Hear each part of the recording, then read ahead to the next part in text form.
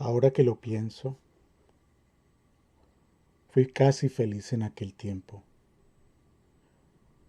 Yo acostumbraba a pasear mi distraída humanidad por los paisajes improbables de Princeton, la mirada perdida entre piedras y árboles, los oídos robando pedazos de charlas, la mente soñando o recordando, apenas levemente aferrada al presente, sin énfasis, sin pasión y sin drama, lo suficiente apenas para poder recordar alguna vez que esos días eran ciertos y a lo mejor felices. El tiempo lo diría. Me gustaba la oficina en el ático de East Pine porque era lo más parecido a una fortaleza, a una torre de marfil, a una celda monacal, a un sitio donde el mundo no podía perturbar y era posible darle riendas a la voracidad de conocer. Allí el mundo parecía no llegar. Terminaba en Nassau Street o en la estación del tren, se plegaba sumiso frente a la imponencia del lugar, aceptaba que a esos templos no podía entrar y se dedicaba a esperar y a dormitar, triste y resoluto, a quejarse entre sueños, como un perro entrado en años que ha empezado a olvidar la manera de ser perro. Ya entonces empezaba a interesarme por los árboles. Casi todos los libros que buscaba en la biblioteca de Firestone tenían algo que ver con mi nueva pasión. Todavía no sabía qué era lo que buscaba. Todo parecía interesante. Cada 2 o 3 semanas iba a la biblioteca, prestaba 8 o 10 libros y me los llevaba al ático de East Pine hasta agotarlos. Tomé muchos apuntes en aquel tiempo. Pensaba que algún día escribiría libros y sería una autoridad en materia de árboles. Algunas veces me concentraba en los aspectos botánicos. Me parecían interesantes y dignos de divulgar, detalles tan curiosos como que las naranjas, los limones y los melones no son frutas, o que la piña es el vegetal más próximo a la cebolla en la familia de las plantas. Otras veces me interesaba en los estudios religiosos y dedicaba horas a leer sobre los árboles del paraíso. Me parecía que mi labor sería algún día recordarles a los hombres cosas como que la cruz de Cristo había sido hecha con madera del árbol del bien y del mal. También me parecía digno de mención que el más arborícola de todos los personajes de la Biblia fue el rey Nabucodonosor, quien soñó con un árbol aterrador y construyó los jardines más hermosos de la tierra. Llené docenas de cuadernos con apuntes. A veces ocupaba semanas enteras tratando de confirmar un dato, porque una sola fuente empezaba a parecerme insuficiente. Así pude saber que son muchos los pueblos de la tierra donde las mujeres cuelgan pañuelos rojos en los árboles que crecen junto a los manantiales para pedir fecundidad. Fue difícil encontrar 2 testimonios sobre el árbol que las mujeres iraníes se tatúan en el cuerpo, con las raíces en el sexo y las ramas en los pechos. Nunca pude comprobar si era verdad que los quimbayas llenaban los bosques con campanas de oro y que la música que producía el viento al sacudir las ramas era la más hermosa que se ha escuchado nunca. Pero lo preocupante era que seguía sin saber por qué hacía lo que hacía. Qué ciegos marchamos, mi niña. Qué montón de señales equívocas nos ofrecen los días. Qué insospechados sentidos le aguardan a nuestros actos al final de la vida.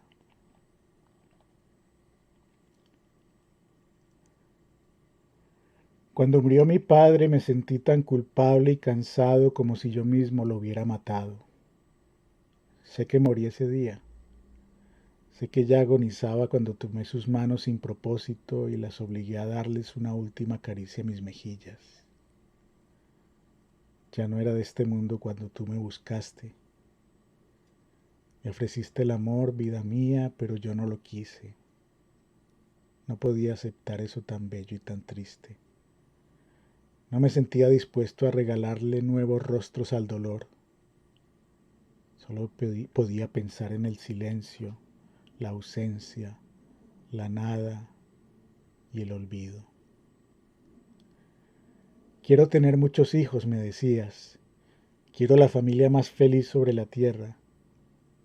Pero yo estaba sordo a tus palabras, ciego a tu vientre hermoso deseando florecer, ciego a tus pechos llenos de ganas de nutrir, olvidado de todo, del día en que te vi, del tiempo en que el amor dolía tanto que creía morir, de la noche en que supe que no amaría a nadie como te amaba entonces y no pude besarte.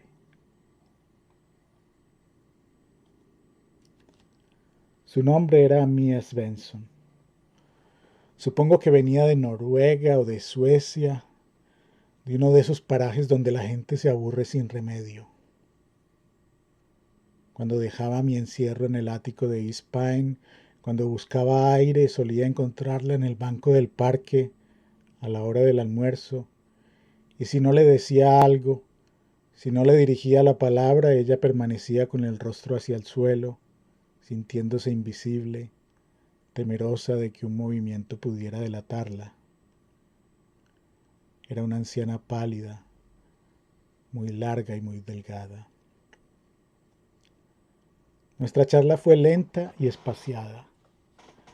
Algunas veces cruzamos un par de frases, otros días solo nos saludamos con movimientos de las manos. Muy pocas veces llegamos a tener algo que hubiéramos podido llamar conversación. Tardamos en saber que yo estudiaba árboles y ella viejas canciones. Un día me habló de la inclinación de las uvas a la mentira. Creo que ese fue el día que más habló. Me dijo que cuando ella era frambuesa había formado parte de una ensalada de frutas y que entre sus compañeras de ensalada había una uva californiana que no paraba de hablar.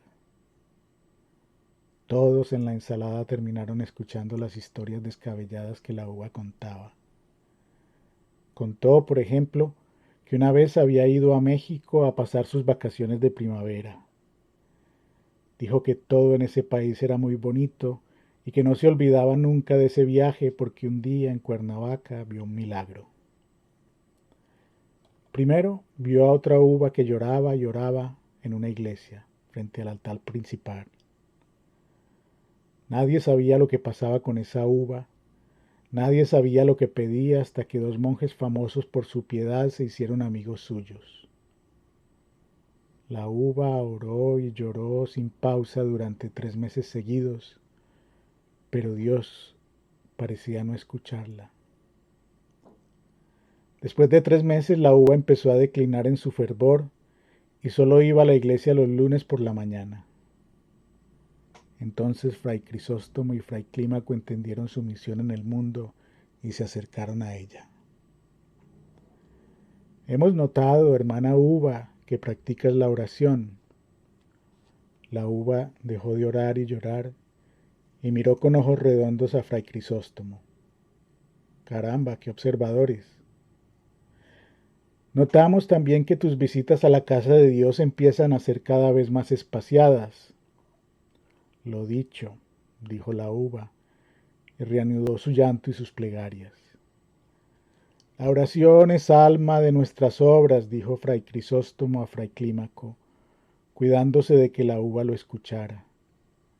Muro de nuestra conciencia, cimiento del edificio espiritual, lastre del navío de la gracia, agua en que viven nuestras potencias como peces en el estanque, arma para pelear contra nuestros enemigos invisibles, leña con que se enciende el amor de Dios.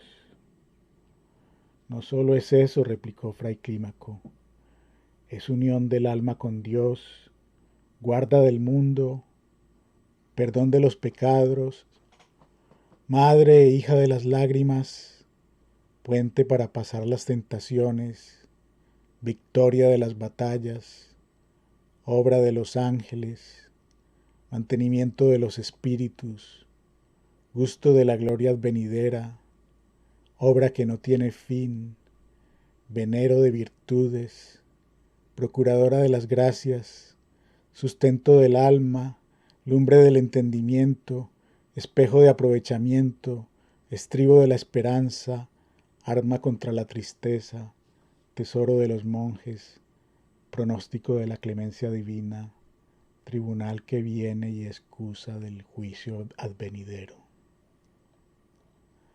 La uva seguía llorando y llorando, pero era evidente que la charla de los monjes la perturbaba. Para concentrarse arrugaba el ceño, pero como en las uvas todo es ceño, terminaba por parecer una pasa. ¿Será mucho pedir que compartas con nosotros el motivo de tu oración? Fray Crisóstomo se había inclinado para hablarle con voz muy baja. Que estás en el cielo. Quiero unas piernas, dijo la uva. Estoy cansada de rodar para ir de un lado a otro. Haces bien, dijo Crisóstomo.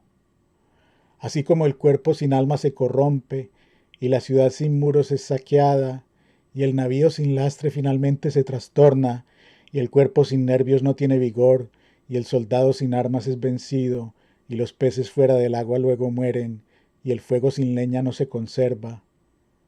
Así también nuestra alma, batida con tanta artillería de tentaciones, oprimida de nuestras malas inclinaciones y cercada de tantos vicios, si la oración le falta, muy a peligro está de perecer miserablemente. Fray Clímaco apretó los labios y movió la cabeza afirmativamente. Fray Crisóstomo lo entendió como una señal para que siguiera hablando, quizá como un indicio de que estaban llevando a la victoria la tarea de mantener a la uva en oración. El alma que no se dedica al ejercicio de la oración viene a quedar muerta con pecados, fea con vicios, hedionda con malos ejemplos y llena de remordimientos. La oración espanta las moscas inoportunas de los malos pensamientos, agregó Fray Clímaco. Es música para los ángeles, convite para los santos, socorro para los que oran, ungüento para los contritos, remedio para los penitentes, saeta contra los enemigos y escudo para los errados. Los monjes callaron por un momento. La uva seguía en actitud de oración, pero parecía dormir. No se escuchaban ni su llanto ni sus rezos. Entonces, una voz rompió el silencio. ¡Silencio!, dijo Dios, y todos hasta la uva se estremecieron. La uva de mi ensalada dijo que no podía creerle a sus ojos, me dijo Mia Svensson. Dios le dio a la uva devota unas piernas larguísimas y hermosas. La voz de Dios era verdaderamente celestial. Los monjes no salían de su asombro y ella había sido testigo de un milagro que nunca iba a olvidar. La uva lloró y lloró de nuevo, pero esta vez de felicidad. Salió a la calle corriendo y le dio gracias a Dios muchas veces. El cuento es muy interesante, concluyó Mía, pero no es verosímil. No he visto una uva con piernas en mi vida. Probablemente la uva de mi ensalada ni siquiera fue a México. No me gusta escuchar sus cuentos porque son mentiras. Se necesita tener cuidado con las uvas. Es necesario que no olvides mi advertencia. Las uvas mienten. Ahora que lo pienso, niña mía, es posible que Mia Svensson me mintiera.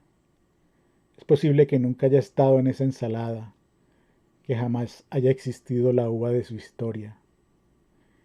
He llegado a pensar que ni siquiera llegó a ser alguna vez una frambuesa.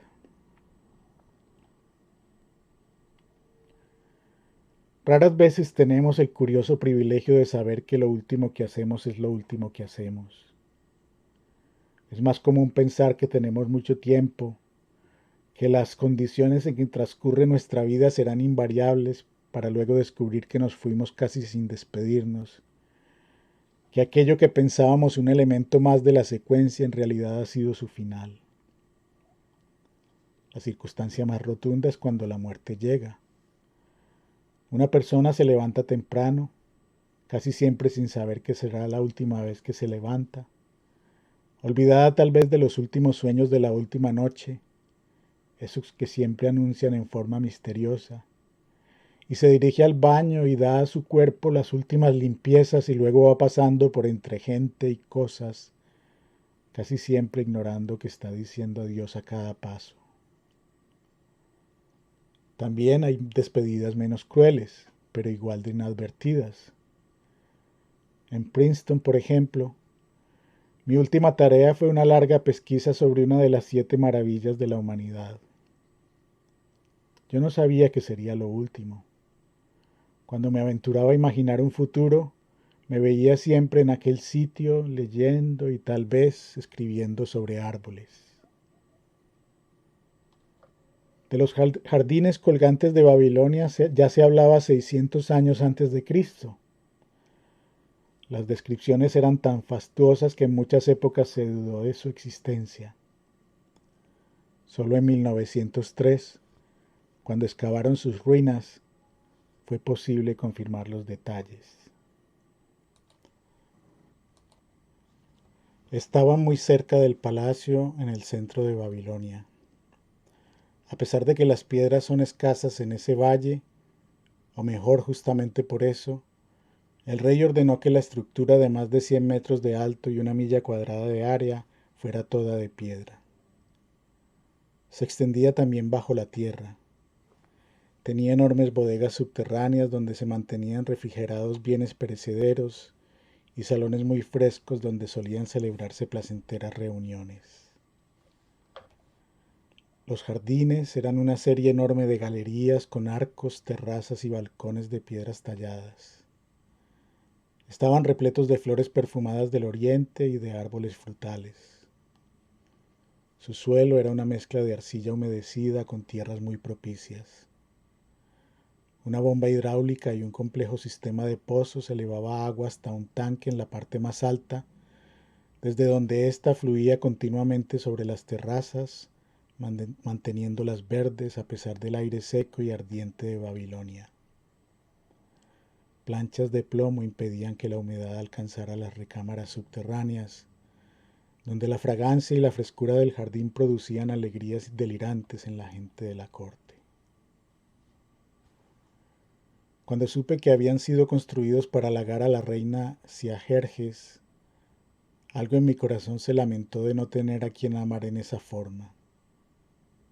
Me pregunté si algún día conocería a una mujer que me inspirara a dar los regalos más grandes, a construir pirámides o templos, jardines celestiales, a producir poemas que la inmortalizaran y obligaran al mundo a recordar su nombre. En esas estaba, nutriendo un amor sin nombre propio, investigando la vida de esa reina, pensando que tal vez sus atributos también eran hallables en mi tiempo y mi mundo, cuando Mía me habló del país de los árboles locos. No recuerdo muy bien cómo llegamos a ese tema. Ella me había hablado de los nenúfares de Monet y de las flores de papel de los japoneses.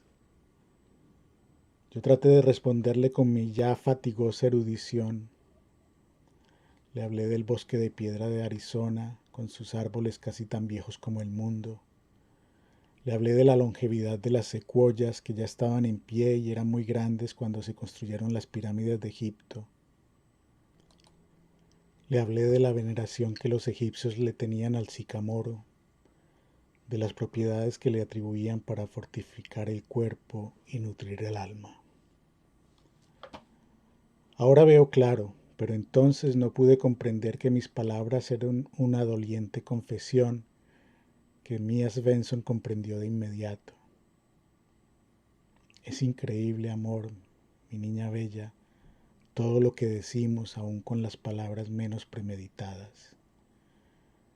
Mia alzó la mirada, dejó la timidez como quien se despoja de una máscara, me miró fijamente y me dijo: si quieres recordar lo que perdiste y ahora estás buscando sin sosiego, pidiendo tiempo y fuerzas para hacerlo, tendrás que viajar al país de los árboles locos.